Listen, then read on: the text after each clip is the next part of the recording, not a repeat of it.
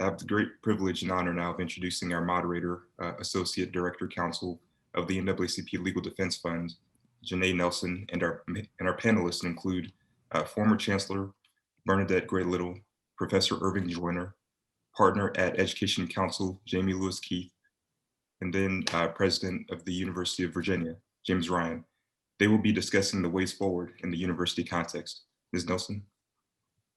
Thank you so much, Alan, and good morning to everyone. I'm delighted to moderate this panel with such esteemed guests and to bring this discussion to brass tacks, if you will, to really talk about what the goals of affirmative action are and what this enterprise is that we've been engaged in for so many decades to protect and fight for, and how do we make it a reality on the ground. We know that because of the jurisprudence, the stated goals of affirmative action have been narrowed to focus primarily on diversity. And so we're going to talk about how we really leverage that goal to meet the educational needs of students who have been historically marginalized. But we can also talk about some of the broader issues about merit and conditions on college campuses and the impact of the pandemic on admissions policies and what programs have been instituted to ensure that students who arrive at universities through affirmative action programs have the promise of their potential realized through the programs and support at colleges and universities. So I'm delighted to have this esteemed panel to help us walk through that conversation. Please submit questions for our panelists in the chat. You already know that we won't be providing long bios, but I will give you a very brief sense of who is part of this discussion so that you can understand the perspective that they bring to bear on this conversation. And I'll do that as I introduce each panelist with just a few questions that I hope that they can answer. We're going to start with Miss Bernadette Gray-Little, who is a retired academic administrator. She most recently served as the 17th Chancellor of the University of Kansas, where she was the first African-American and female to serve as the Chancellor. She oversaw the university's main campus in Lawrence and many of its facilities. And I'm hoping that she can start us off by discussing the educational value of diversity. What are some of the admissions approaches that have worked to achieve diversity? And what are the approaches that have been less successful that perhaps we should be wary of, particularly as we think about race-neutral admissions policies? And of course, I think it's impossible for us to have this discussion at this moment without acknowledging the dire health crisis that has engulfed this country. So I'm hoping that Ms. Gray-Little can also talk to us about how COVID-19 has impacted admissions, and especially in light of the number of universities that have said that they are now test optional. You know, do you believe that this will result in a permanent change in universities' reliance on standardized tests? So please help us sift through some of those questions, and please give us your perspective based on your rich engagement with universities at the helm. Good morning, and I'm delighted to be at the conference and to have been able to participate by hearing the panelists who have preceded us. I'll address some of the questions that you proposed, Janai. I doubt that I could answer all of them, but I will start by making some comments. I believe that the demographics of success should reflect demographics of the population.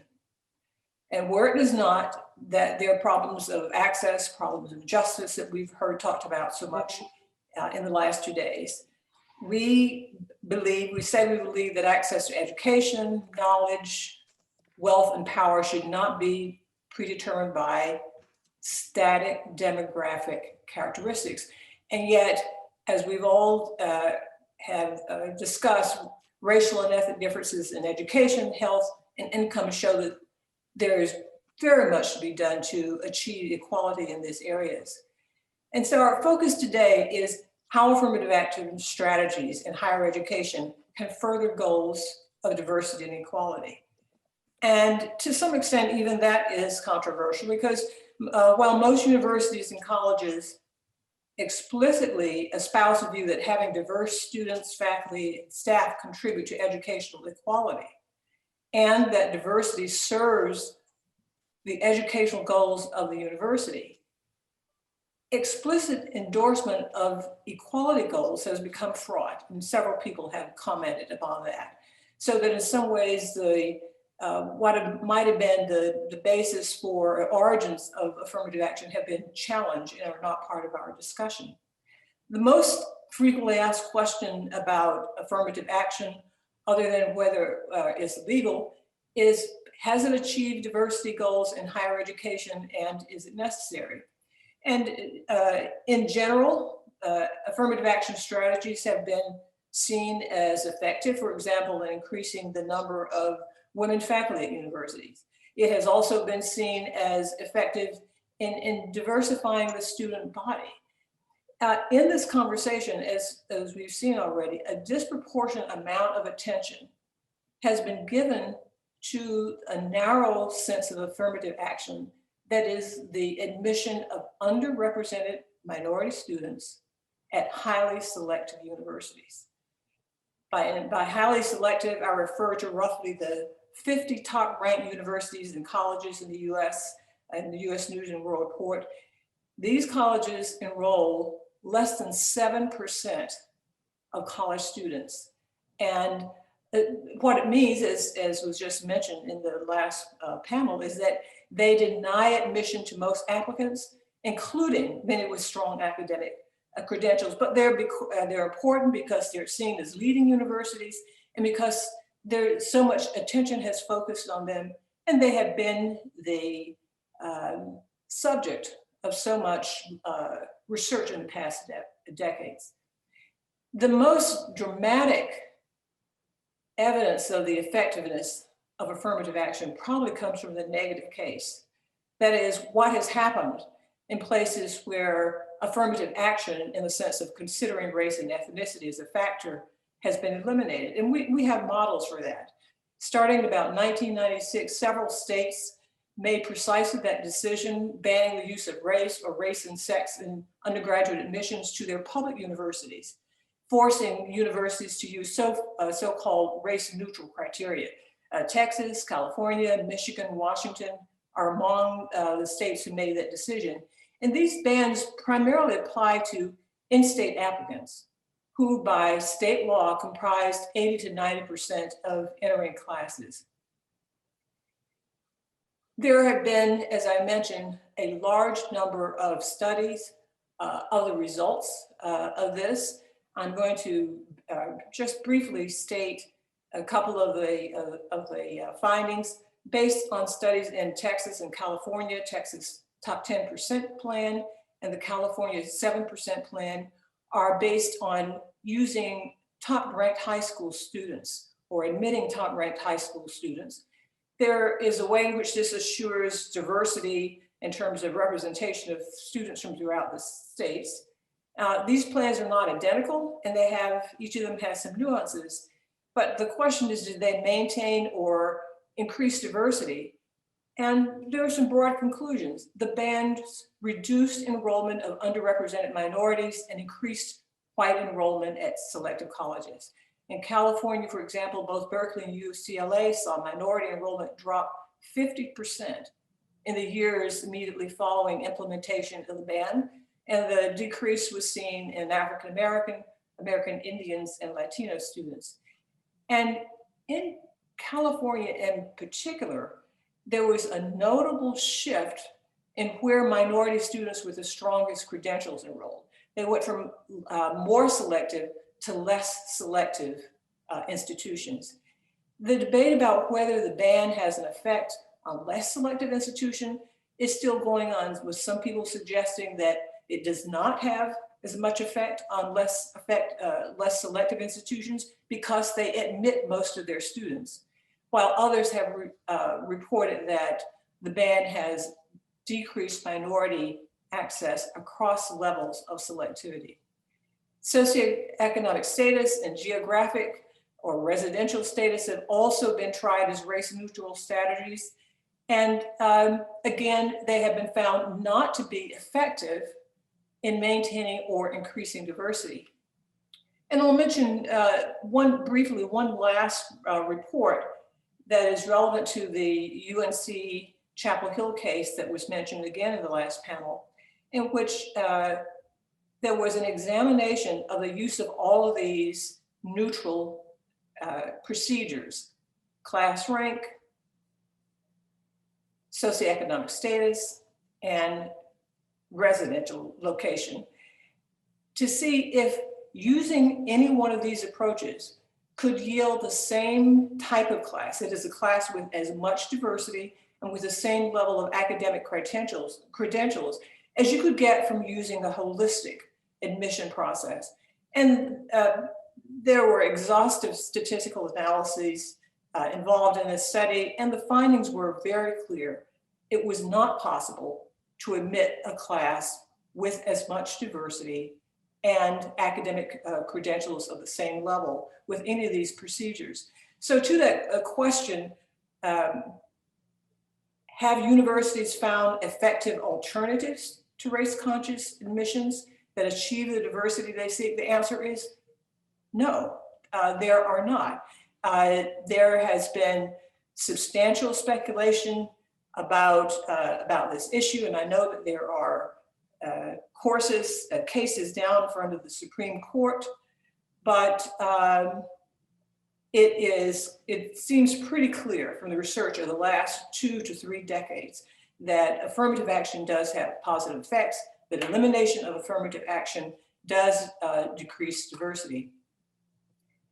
I focus on affirmative action in this way because it has been given so much attention. But as I think about this approach to affirmative action at highly selective institutions, it can almost seem like a distraction.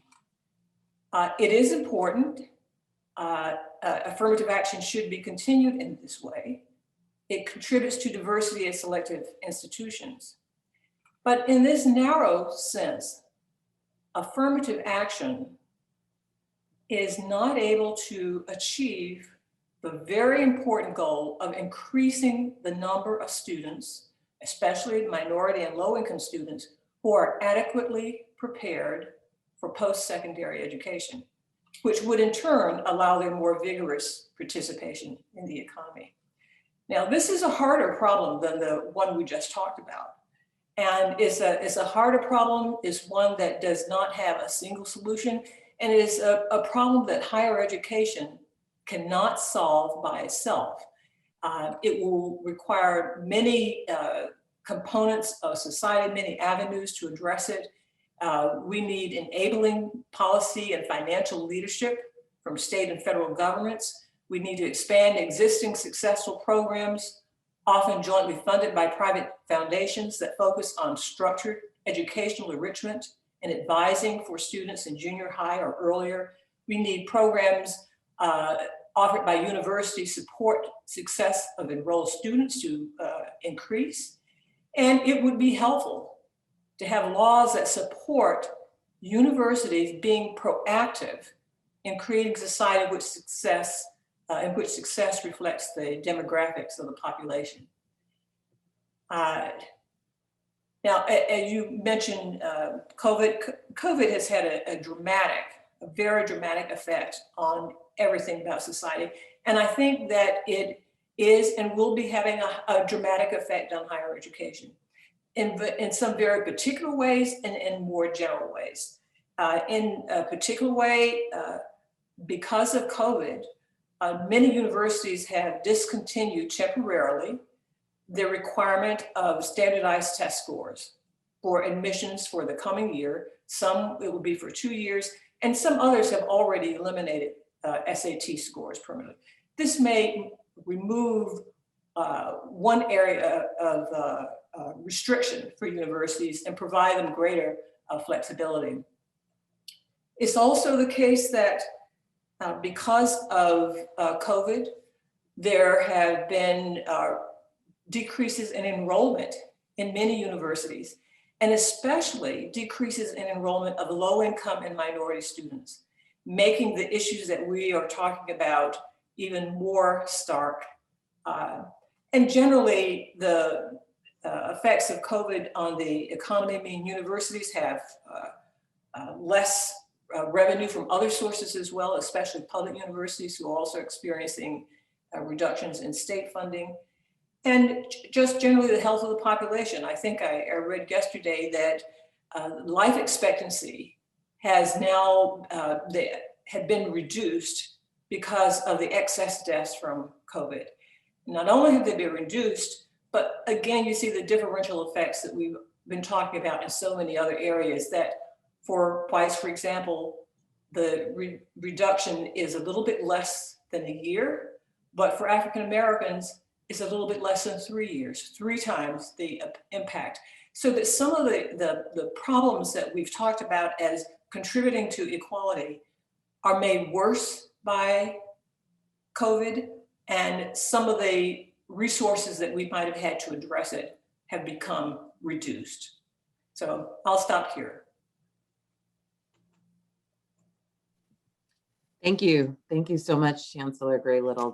Those were very insightful remarks, and I appreciate you bringing to bear the research on the importance of affirmative action and the inadequacy of race-neutral measures, and then, of course, reminding us of the reality of what the pandemic has done to admissions and done to the opportunities that exist for those who are most challenged by this pandemic.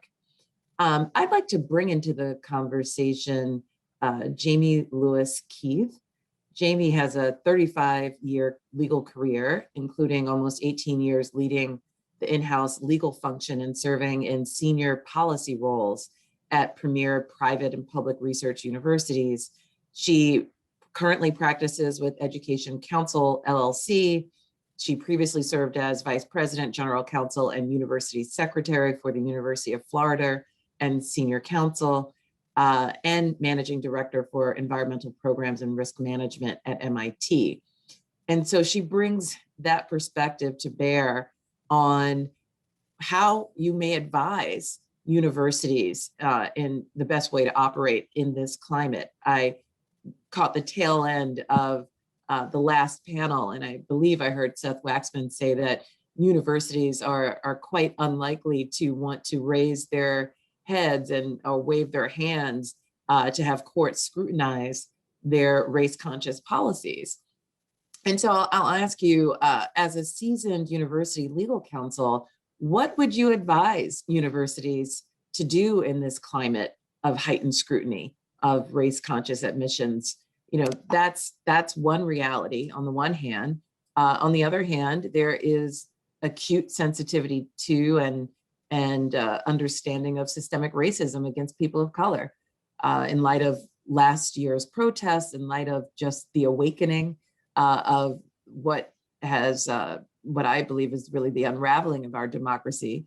And how do we marry that awareness and that interest in addressing anti-Black racism in particular, and other forms of discrimination against marginalized communities, with the real threat of courts potentially ruling that the race-conscious admissions policies run afoul of the law? Is there a way for universities to acknowledge that latter reality without running afoul of the anti-remedial limitations that Hbcus has put in place, or otherwise inviting legal attack?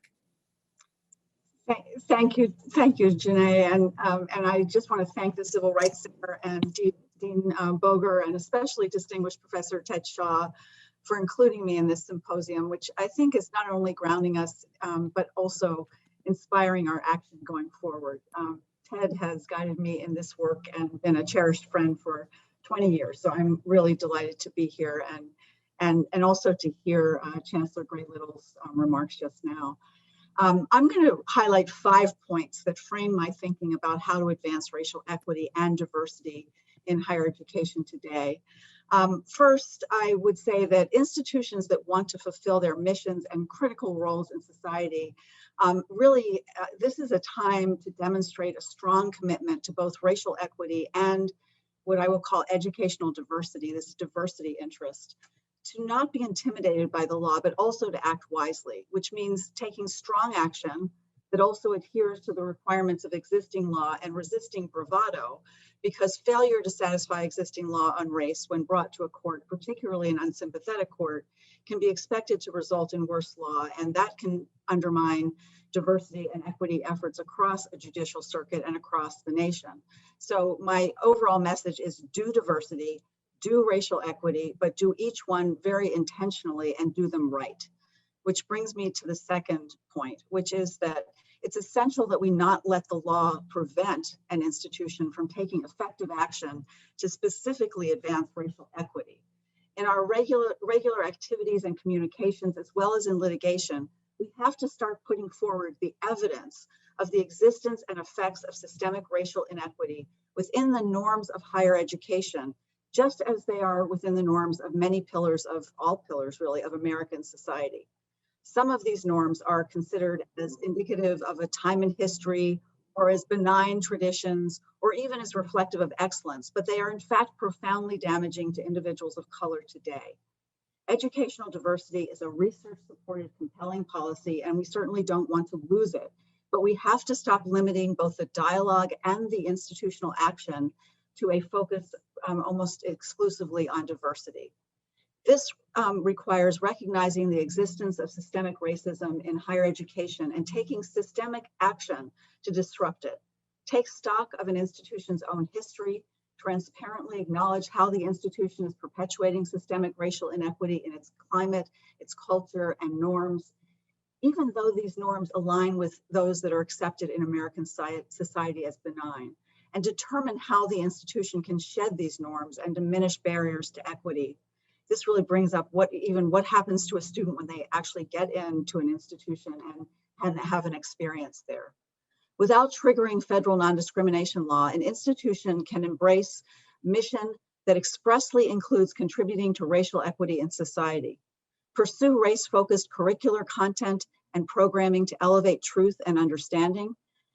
Pursue pedagogical approaches that are effective for a racially diverse student body, eliminate naming and other honors that ignore racist messages and impacts, and adopt definitions and measures of merit for opportunities and benefits that are attentive to the differences in experience and privilege for individuals in society that are associated with their race. The third point is that it's critical to use precise language and educate our campus communities regarding the difference between racial equity to remedy systemic racism and its profoundly harmful effect on educational opportunities, access, experience, and outcomes for individuals of color, and educational diversity, the universally beneficial educational outcomes for all students that are associated with learning in a broadly diverse setting, and of course, particularly advantage white students as well.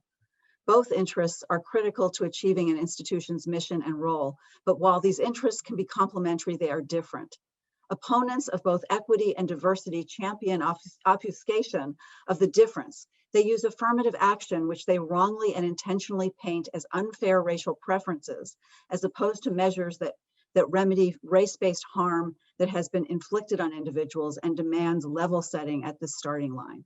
Opponents of racial equity promote diversity for all students with an intention to disregard the fact that colorblindness and equality under the law cannot be achieved until there is a foundation of racial equity. Because while any person may face enormous challenges in life and work hard to successfully overcome them, individuals of color bear the extra burden of systemic racism on top of these more universal challenges. Courts have adopted the opponent's false narratives that cast serious doubt on race-conscious action as unfair and unequal treatment, rather than telling the truth that race-conscious action is needed to counter harmful effects of systemic racism. Institutions have the ability through their educational and research programs, as well as their litigation and Hbcus strategies and the kinds of things they invest in, to elevate the truth and facilitate change. It's one of their key roles. Institutions have to fulfill the requirements of current law, which since Baki in 1978, as we've been discussing, has rejected as contrary to equal protection under law, seeking to remedy racial inequities in society at large as a justification for considering the race of individuals when conferring educational opportunities and benefits. But it's on higher education to build a record of evidence to debunk this false notion, and not to use sloppy language that gives opponents the opportunity to conflate universally beneficial educational diversity with racial equity and equality. That doesn't mean ignoring the requirements of existing law. To the contrary, it means supplementing our legal arguments and our evidence under existing law with arguments and evidence that can ultimately motivate an evolution in the law toward racial equity, which will take time, but we've got to start doing it. And even within the limits of existing law, it means identifying the systemic barriers to racial equality in our own institutions and taking real action that can advance more equitable opportunities, experience, and outcomes for students and faculty of color. So my fourth point returns to a key requirement of existing law. We can't be intimidated by a Supreme Court whose majority is likely skeptical at best and hostile at worst to the court's admission precedents. But there's still the conservative principle of stare decisis and the weight of 40 years of precedent allowing limited consideration of individuals' race in conferring enrollment benefits when the need for race consciousness can be demonstrated to advance educational diversity benefits.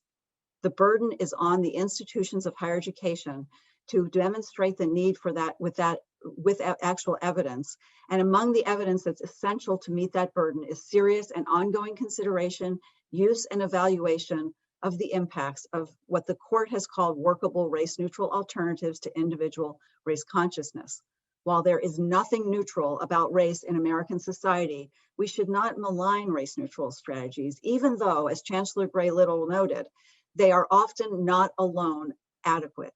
That said, they can be low risk and high reward ways to advance important institutional interests apart from increasing racial compositional diversity, while also contributing significantly to at least some aspects of that compositional diversity. They aren't a substitute, but they can contribute.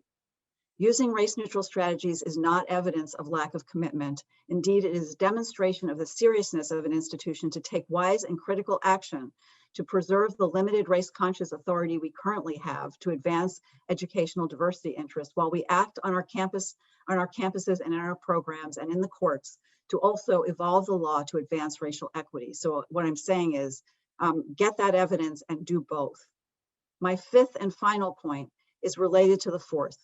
It is to suggest that institutions pay attention to the difference in the design of the admissions processes that have been upheld by the Supreme Court in Michigan's Grutter cases involving a holistic review process in which race is endorsed among many other factors of each individual at many points in the admissions process, and UT's Fisher cases involving an individually race-blind percent plan that admits 75% of the class and a holistic review process that admits 25% and considers race only as a factor of a factor of a factor in the decision, with the decision makers being unaware of race of individuals they admit or the effects of their decisions on the racial composition of the class. Both are still good law dating back to 1978. In Fisher, the Supreme Court assumed the continued validity of key aspects of the Grutter case without specifically ruling on them. But this is where a Supreme Court that is not inclined to overrule 40 years of precedent and wants to further constrain it may seek room to maneuver. I want to emphasize that awareness of this possibility because of those differences should not change race-conscious enrollment policy design now. But institutions need to be prepared to up their reliance on strategies that do not consider individual race when conferring benefits, but that can still have some impact. Institutions also need to take definitive systemic action to diminish systemic racism in the ways that they operate and the norms that they embrace, so that, and in ways that do not implicate legal constraints. While at the same time, they also work to reveal the evidence of systemic racism's effects on American higher education opportunities and outcomes so that we can begin to evolve the law toward recognition of the need for racial equity before we can actually have equality. Thank you. Thank you so much for those excellent recommendations on ways in which universities can honor the obligation to engage in race-conscious admissions in a way that is within the bounds of the law. I think we all take quite seriously your exhortation that we can do diversity, we can do racial equity, but we must do it right. And you gave some excellent guidelines on how to do it right. And to do it within the bounds of the law. Many of those recommendations apply quite specifically to predominantly white institutions. And I want to make sure that we don't forget about the large swath of students who are not in predominantly white institutions, but are in historically Black colleges and universities. And so I'd like to bring into this part of the discussion Irving Joyner, who has worked as a professor at North Carolina Central University School of Law since 1982, and served as the Associate Dean of North Carolina Central University School of Law earlier in his career, and currently teaches a number of courses. Professor Joyner, we've heard a lot about the institutions that have been targeted by efforts to challenge affirmative action policies, but as I mentioned, there's a broad category of institutions that produce many of the best and brightest leaders in the Black community that don't face this problem. And those are our HBCUs. If we look at schools like North Carolina Central that have among the most racially and ethnically diverse student and faculty populations in the country, what lessons can we learn? Also, do HBCUs have an ethical obligation to ensure that they do not become so diverse that they foreclose educational opportunities to historically marginalized Black students in favor of diversity? So I hope that you can weigh in on some of those questions and any other insights that you'd like to share. Okay, thank you, Janai, for that. Let me first of all just thank Ted Shaw and the organizers of this conference for envisioning it and organizing it and moving us forward to where we are today. It is a very important discussion. And I really appreciate the fact that included in this discussion is some mention of the HBCUs, which find themselves on the other end of the totem pole that we are dealing with.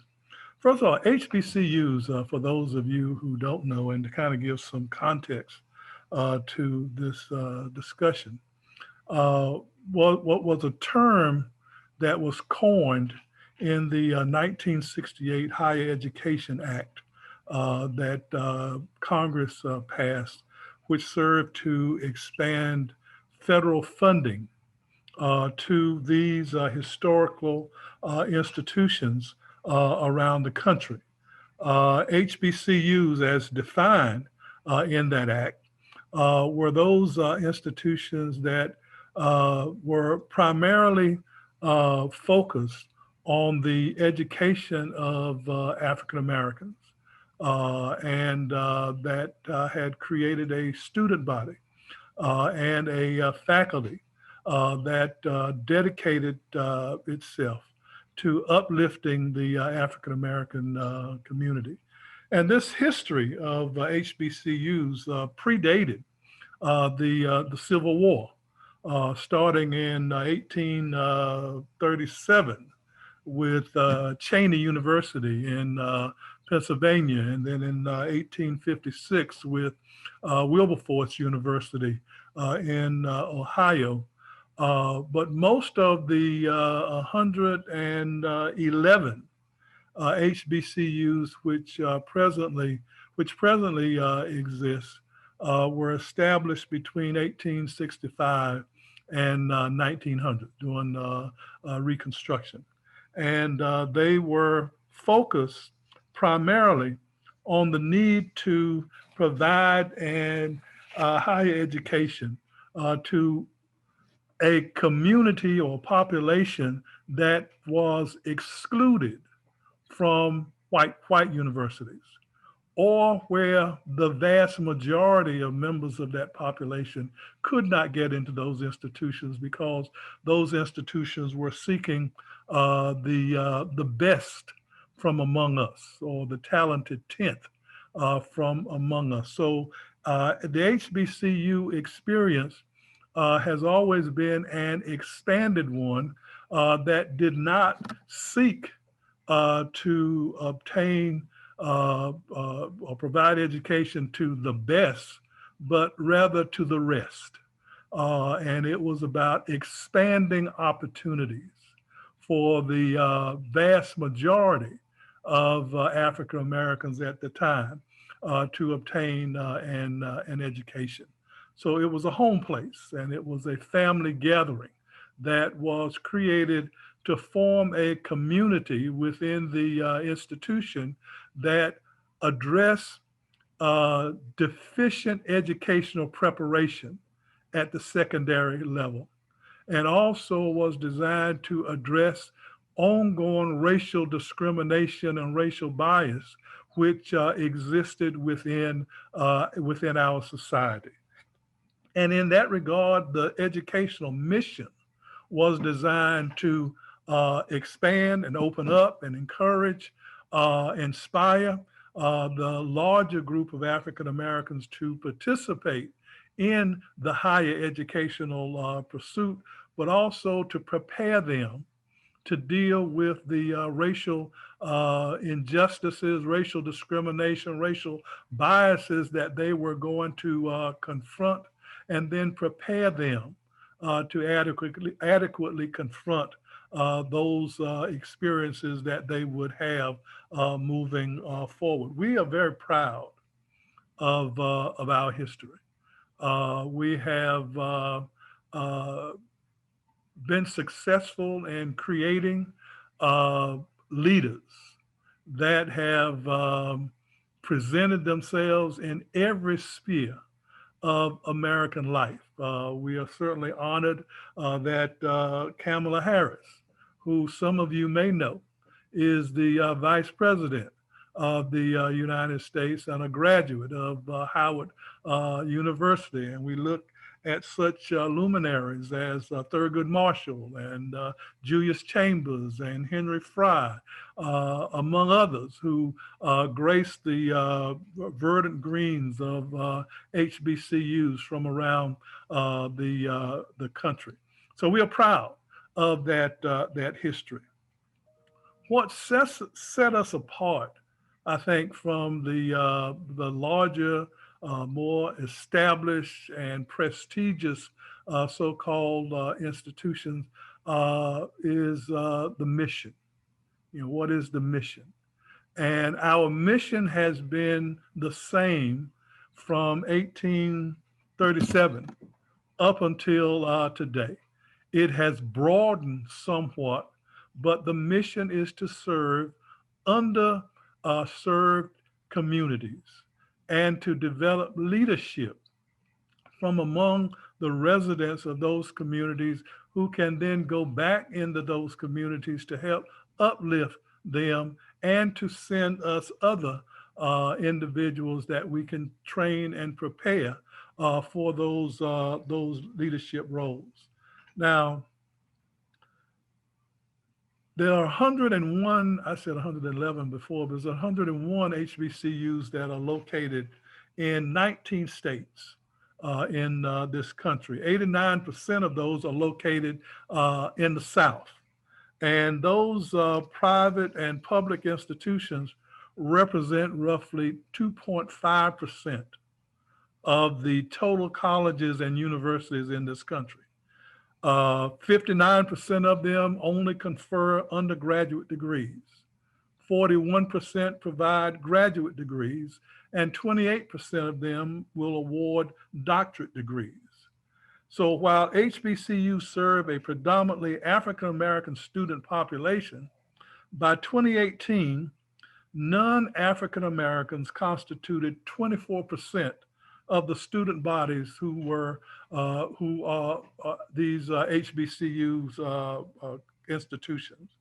Since 1976, the number of attending female students has been higher than male enrollment. And by 2018, approximately 62% of student body on African-American, on these HBCUs were African-American females. Roughly 76% of the enrolled students already attend one of the public rather than the private HBC institutions. I'm at North Carolina Central University, which is located in Durham and has a proud history. We are a undergraduate, graduate, and doctoral institution. We have a law school there. We have doctoral programs and graduate programs. We have roughly 8,300 students on the campus today. Roughly 2/3 of those are females. Roughly 20% of our population are non-African Americans, which means that roughly 80% are African Americans. At the law school, the numbers are a little different. And for the most part, roughly 55% of our student body would be African Americans. Roughly between 35 and 40% on a regular basis would be whites, and then we would have other racial minorities, indigenous population, members of indigenous populations, Latinos, Asians, and others who constitute the rest of our population. And as such, we have always ranked in the top 10 law schools in the country in diversity, whatever that diversity means. But we have a diverse student body, and we have always had a diverse student body. From the outset of the HBCU history, one of the hallmarks is that there has never been an effort to discriminate against anyone on the basis of race.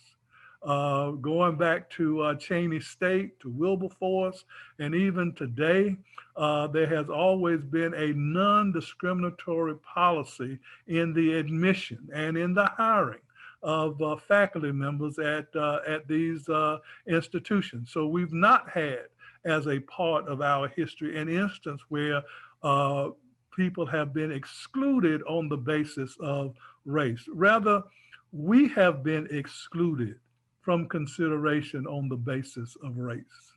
Our diversity flows from those individuals or those non-African Americans who want to come to our institution.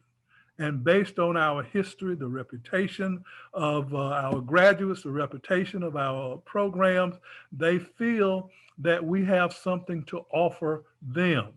So typically when we have white students who come, it is because they want to be there. They've heard about our mission in civil rights and our missions in political rights and our mission dealing with First Amendment rights, and they want to be a part of that. And in the process to become admitted into the institution, we don't consider their race. We consider what it is that they can bring to the institution to help the institution and the student body to grow, and at the same time, what it is that we can provide to them to make them the kinds of leaders within the communities in which they will reside once they graduate from the institution. So I think that one way of working on this diversity is to expand the opportunity for people to participate, for people to become students. Now, the experience that we have at the undergraduate level and at the law school level differ. We have similar compositions in the student body, but one of the things that we always have had to overcome is the inadequate educational preparation that our students receive in secondary schools.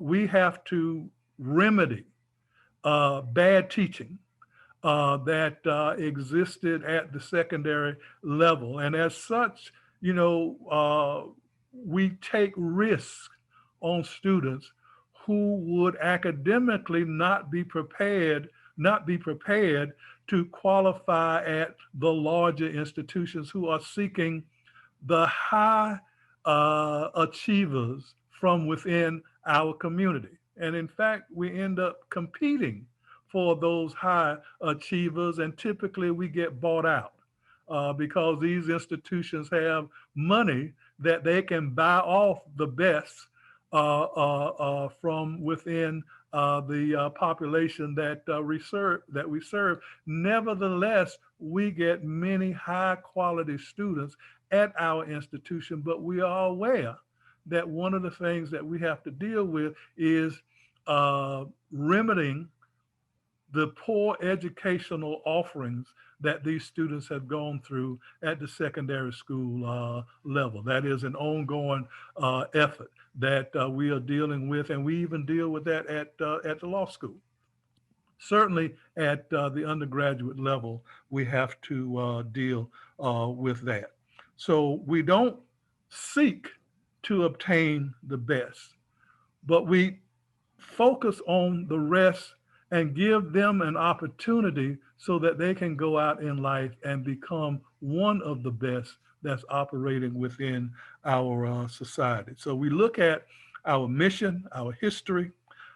We utilize objective admissions criteria, and we rely upon the public relations of our alumni to help us in the recruiting process and the educational and inspirational process in local communities that draw students to our institution so that we can provide them with what it is that we have to offer.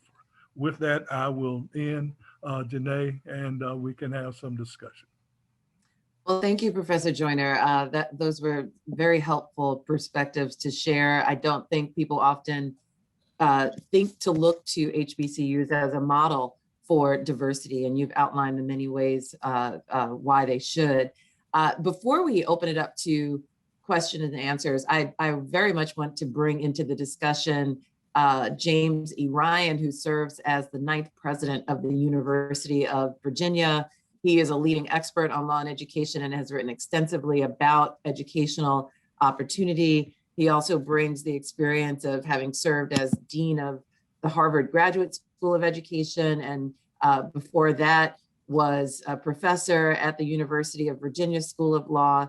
And so I'm hoping that you can bring us full circle, President Ryan. I asked at the outset, what is the purpose of the enterprise of affirmative action? Even if we're able to clear the hurdle of instituting lawful admissions policy that produces a racially and ethnically diverse student body, once that diversity or inclusion has been achieved in university admissions, what work must universities engage in to really leverage the strength and power of that diversity in the education and in the overall experience of students? In other words, is it enough just to get the students in the door? And I'm hoping that as part of your response, you can talk about your experience as the dean of Harvard School of Education and the Fulfilling the Promise of Diversity program that you created there. Well, thanks, Janai. And before I begin, I also want to thank Ted Shaw and Jack Boger for organizing this conference and for inviting me to participate. And to Janai and my co-panelists, I want to say what an honor it is to be on the same panel with all of you. So Janai, I'll give a very brief answer to your question and then take a step back. No, I don't think it's enough just to get students in the door. I think it's necessary, but not sufficient. But to take a broader frame of this, I think this is an example of the limits of the law. So when I was a law student and then a young lawyer, I was interested in school finance cases and school desegregation cases. I was just fascinated by them. And I had an outsized view of the law and lawyers. And I thought, if you win the case, you've solved the problem, which obviously is a naive view. So if you think about school finance cases, if you are successful, that's often the beginning of the work. A lot depends on how funding is spent. Same with school desegregation. If you win a school desegregation case, that's often just the beginning. What happens in the classroom makes a difference between whether the legal victory is translated into something that advantages all students. And so it is, I think, with diversity generally, either in K-12 or in higher education. I think the benefits of diversity among students and among faculty are enormous. So say the potential benefits, but they're not always automatic. And that was what was behind the idea of this initiative we started at the Harvard Graduate School of Education called Fulfilling the Promise of Diversity. And it was meant to be a community-wide conversation about how we as an education school could better prepare future teachers and leaders to lead and teach in diverse schools. And it was an interesting conversation, not particularly well organized. We had some speakers and workshops, and then people realized, well, we need to practice what we're preaching. That is to say, we need to do some of the work at our own school, which brought it up a notch and led us over the entire time I was dean to think about how are we going about hiring faculty, and what changes should we make to our hiring practices? How are we going about teaching, and how are we making sure that our classes are inclusive and our faculty feel prepared to talk about issues of race and diversity and equity? And what's the environment like? And you know, it was difficult work, but some of the most worthwhile work I've been involved in as an educator. To turn to the broader question of, you know, how do we fulfill the promise of diversity? What needs to happen inside colleges and universities? I will say here, I'm not an expert, but based on my experience as a dean and my limited experience as president, I would say generally we have to get past the idea of what you might think of as diversity 1.0, where all you do is you bring students, a diverse group of students to a university, and then you do nothing else. You don't change anything, you don't pay attention, you just magically think this is all going to work by itself. I think you have to focus on three key things that I'll just describe briefly so that we can open it up to questions. The first, and maybe the most important, is to build intentionally an inclusive academic environment, both within the classroom and outside of it. And this involves a number of things. I think it begins with faculty diversity. Faculty diversity means not only that you're bringing in more perspectives and backgrounds, but you're also offering a wider array of mentors to a diverse group of students, and also indicating that you're not just talking about diversity, you believe in diversity. I also think it means paying attention to and providing opportunities for faculty to share best pedagogical practices about how to create an inclusive classroom environment, how to bring issues of diversity into the classroom, onto the syllabus, how to engage in conversations around difficult topics.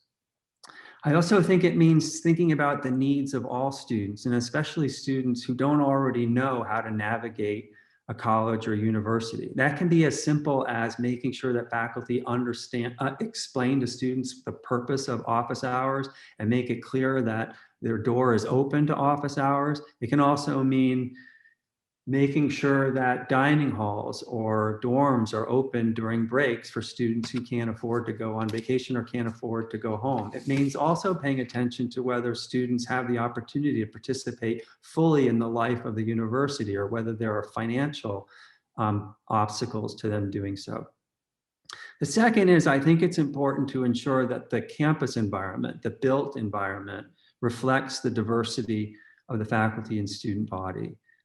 This means, I think, offering a variety of spaces that reflect the diversity of the institution and provide students the opportunity both to bridge and a chance to bond with other students.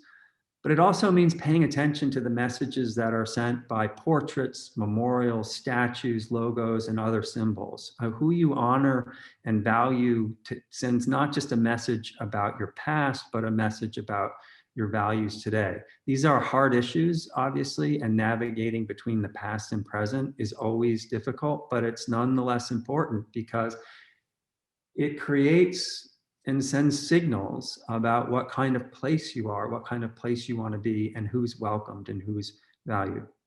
Last, it's really important, and this can be hard work to create an environment of trust, in part by creating opportunities for honest conversations.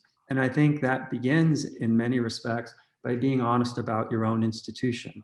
So here at UVA, my predecessor, President Terry Sullivan, started a commission on the university in the age of slavery, which looked at the university's intertwined relationship with enslaved laborers. We now have a commission on the university in the age of segregation. And I think it's really important that universities, again, model what it means to be honest about their past and honest about the present.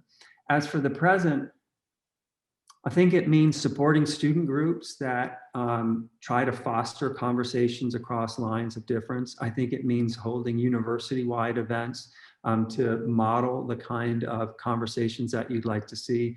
One of the things that we've been doing at UVA, and I'll stop here, is hosting what we've called Double Take, which is basically a storytelling event based on The Moth. I don't know if any of you have heard of this, but it's one of my favorite shows on NPR.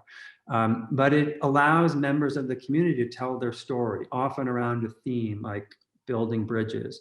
And they've been powerful events because you learn something about someone that you didn't know, but you also learn that you may have something in common with someone you didn't know. It's a moment of vulnerability and also a moment of connection that helps build a sense of community. Because at the end of the day, that's really the most important goal, is building a sense of community where everyone feels welcome and everyone feels like they have an equal chance to thrive. It's not easy work. It's not work that can be done by lawyers.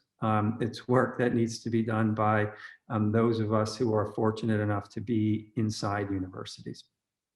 So with that, I'll stop. Thanks. Well, President Ryan, thank you. That was extremely helpful to hear some very practical ways that universities can fulfill the promise of diversity. And I want to stick with you for a moment. We are opening this up now to Q&A, so please put your questions in the chat box. But I know that President Ryan has a very hard stop in 10 minutes when we were scheduled to end. But because we started late, we're going to try to keep you all a little bit longer if you're willing.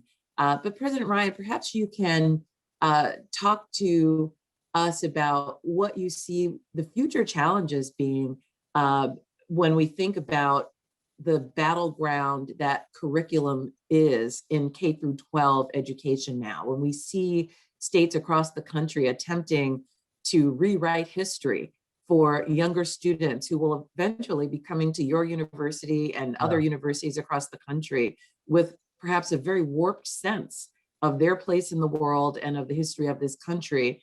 How do you prepare to undo that type of potential brainwashing or whitewashing of history and perspective? Well, I think a couple of ways. I mean, one is I think it's important for colleges and universities to be engaged with what's happening in K-12.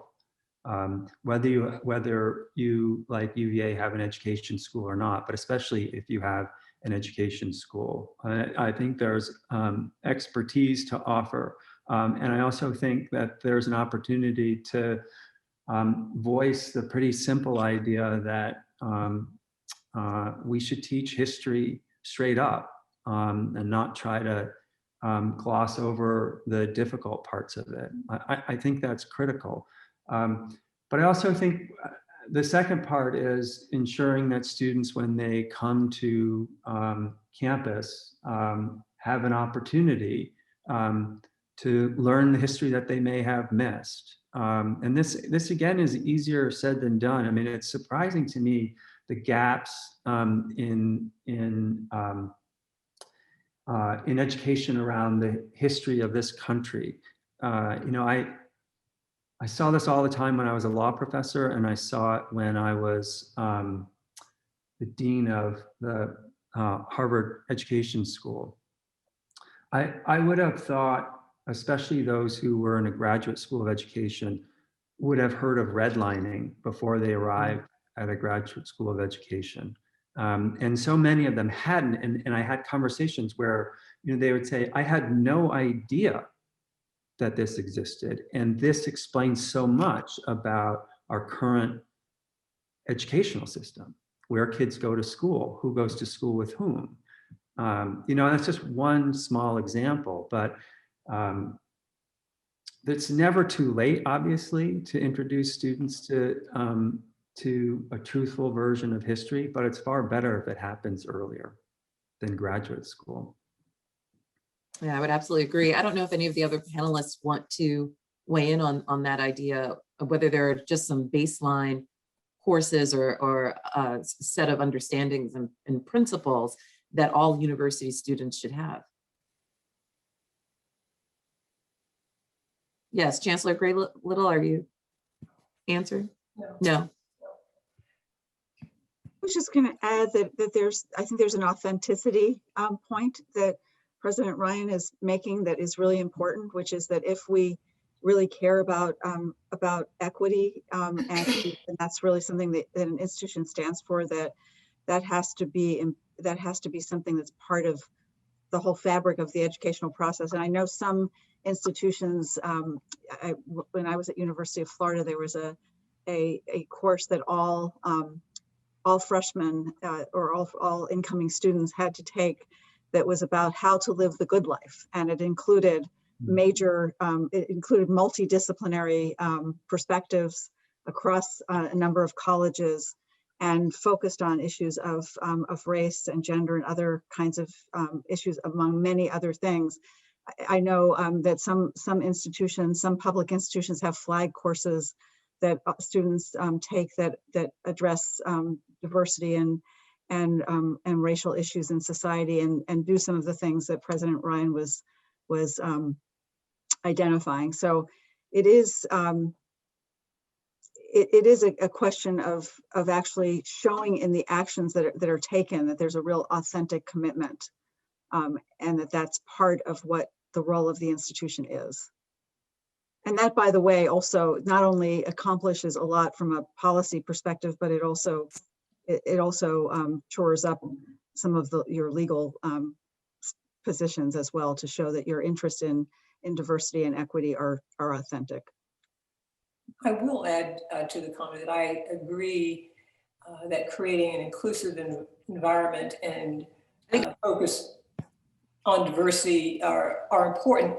One of the things that is troubling, and I don't have a solution to this, is that it's important that diversity and inclusion is not seen as being about minorities. That the burden is not on minorities, and that when we talk about inclusion, you're not just talking about me, but you're talking about and I don't think we've quite gotten to that point, and I'm not sure how we get there. But until we do, then the diversity, the inclusion, and so on has an additional burden for students of color, or whatever the group, the minority group is on the campus. And I think that it would be important to try to find ways to eliminate the element of focusing on a group, about why we're doing this and who's the source of the need for this. Well, I would just add,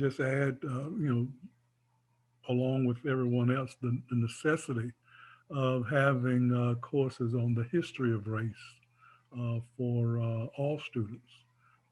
It really should be, in light of where we are right now, a required course for all students, not only at the PWIs, the predominantly white institutions, but also at the HBCUs, because there is an underappreciation and a lack of knowledge about this rich history, which has meant so much to the development of this country.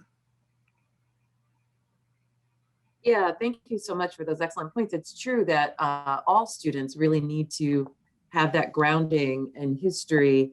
And to your point, Chancellor Gray-Little, I agree. What your comments really made me think about Brown versus Board of Education and the way in which it has been so narrowly cast as an effort to eliminate the stigma for Black children and to force integration, as opposed to it being an enterprise for all Americans, for all citizens. And we ignore that element of the decision. We ignore that element of that case, that this is really a much broader public benefit as opposed to simply an attempt to level the playing field in favor of Black students. It really has to be cast as something that is a public good for all. And I very much appreciated your point, Ms. Keith, about the need to be consistent in how universities actually walk the talk of diversity in their programming, because it can strengthen a legal defense to race-conscious admissions policy. So that's a very, very important takeaway. Thank you for that. I want to shift gears if I can. Some of you may have seen an article in the Times yesterday about a very interesting initiative that enables high school students across the country to take courses at leading universities, including Howard University, HBCU, and some Ivy League institutions and others, to prove that they are fully capable of the rigorous coursework at the university level, even if they come from what are deemed disadvantaged backgrounds.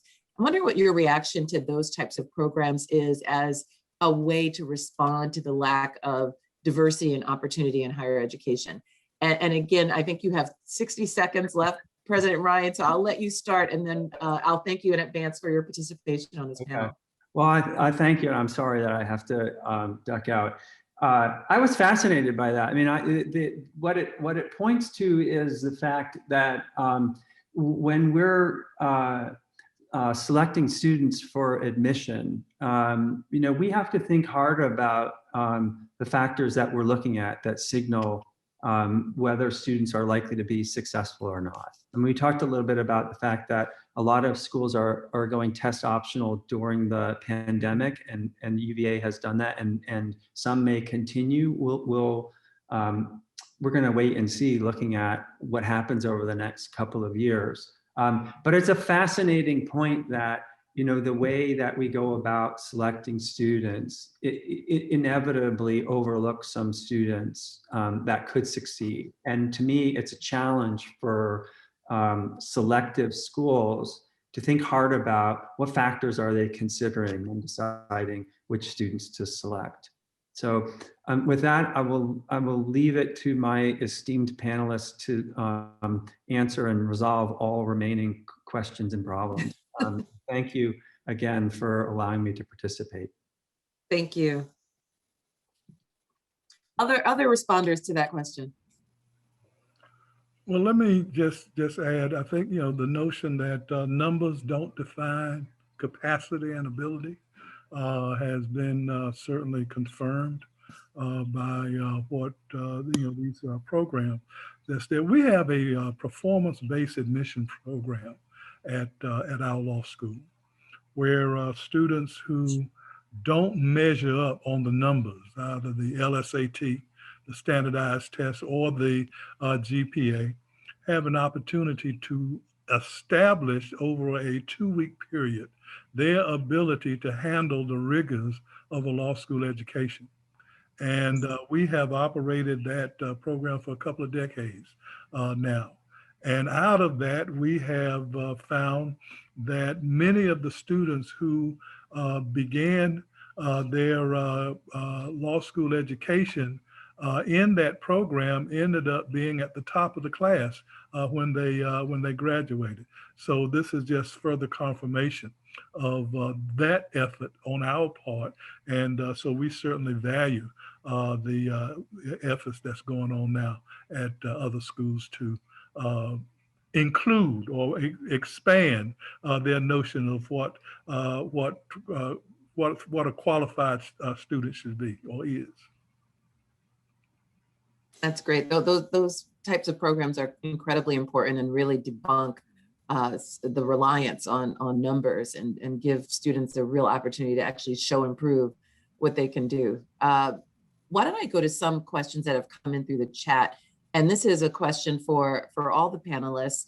How much indication do you have, based on your professional conversations, that most colleges and universities are determined to continue supporting diversity and admissions, even if the Supreme Court were to ban race-conscious admissions practices? Or is there a wariness in many colleges that would lead to an end to outreach if the court overruled Hbcus? So essentially, are universities looking for a way out of what has been this exercise of affirmative action if the court should give them one?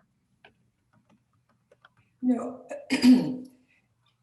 very intriguing question.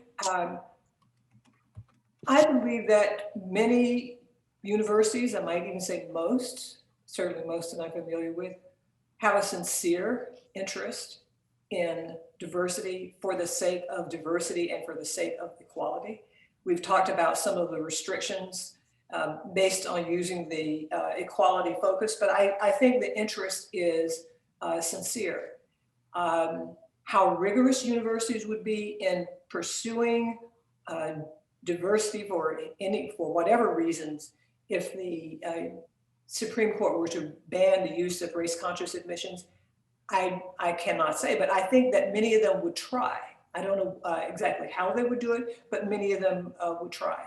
And some of the universities that I referred to before, which have bans on using race-conscious admissions decisions, have in fact tried to find other ways to ensure diversity in their universities. And while there's a limitation, some of them have in fact started to come back in terms of the numbers of students admitted. So I believe that universities would, in general, find ways to address this. There may be some that would say, yes, I'm glad I don't have to do this anymore, but I think the interest is sincere. Thank you. Thank you for that note of optimism. I think so as well. I actually do. I think that one of the things that we always fight is sort of fear to do what you can do. So part of what we need to do in supporting institutions is make clear what they can do. And part of that has to do with some of this sort of self-evaluation of where there are barriers that can be removed.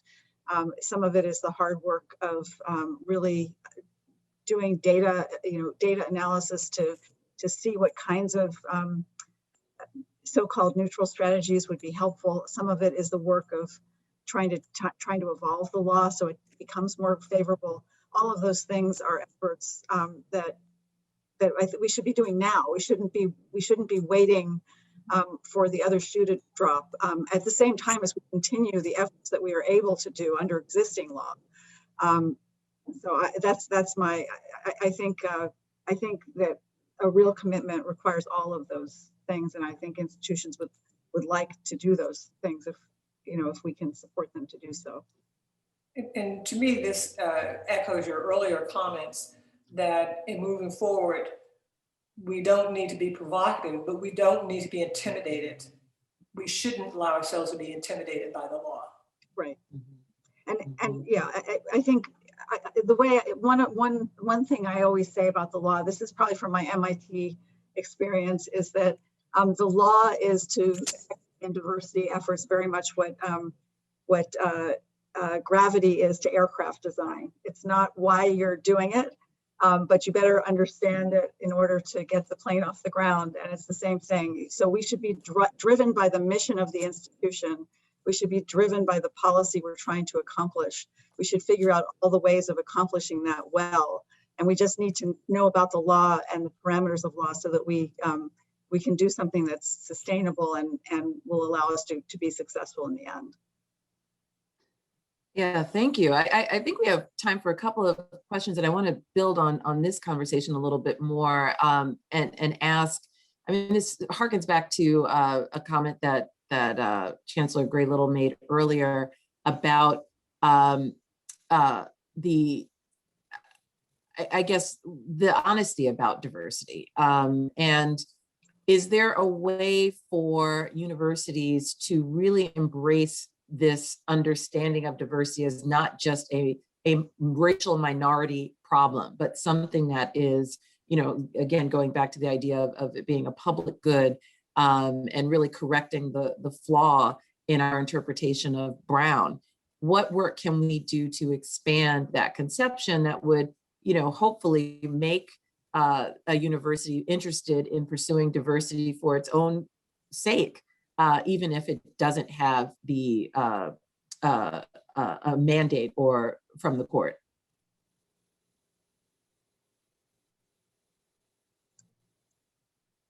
And I think you said, Chancellor Gray Little, that you don't have the answer to this, so I don't know that. Well, I'm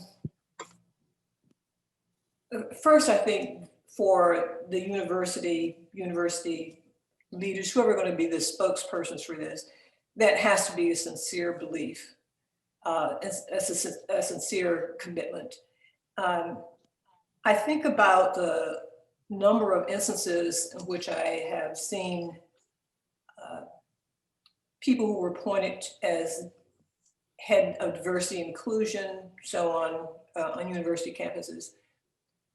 They're almost always people of color. They often are assigned programs that focus them on working with minority populations. And so there's a way in which that whole area of discussion gets focused on minority students, populations, and so on. Somewhere along there, that pattern certainly needs to be broken. Not everyone does it, but that's just one example of the way that this is set up so that one is led to believe that diversity inclusion is about minorities only, minority students only. Okay.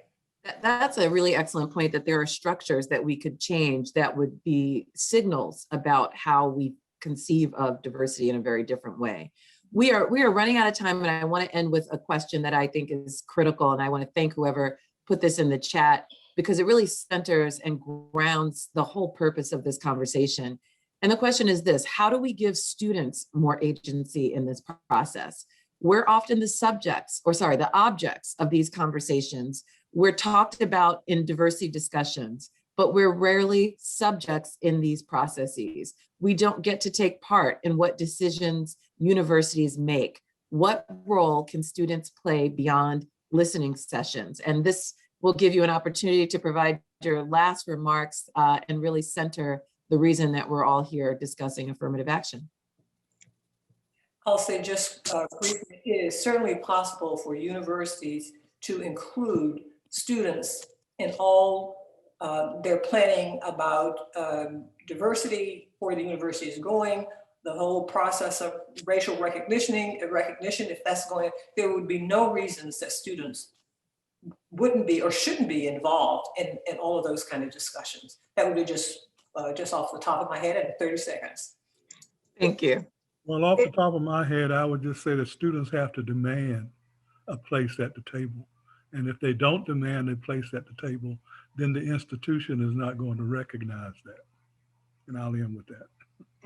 And I'm aware of institutions that actually have worked with student activists to basically elevate everyone's understanding about some of the design parameters, but also to include them actively in the design process as for specific for admissions programs, for various other kinds of programs that affect the mission of the institution and how diversity is part of that, how equity is part of that.